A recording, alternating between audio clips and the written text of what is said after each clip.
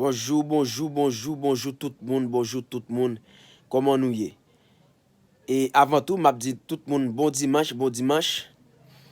Moi saluer tout le monde Saint-Domingue, tout le monde Mexique, tout haïtien Brésil, tout haïtien Chili, tout haïtien qui vivent la Turquie, tout haïtien qui vivent États-Unis tout.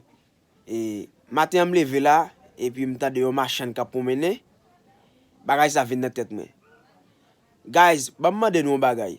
Est-ce que gen yon formule pour ça? Toute fille qui promène dans la rue, yon seul thème vocal. Et tout monsieur tout qui van comprimer dans la rue, yon seul thème vocal.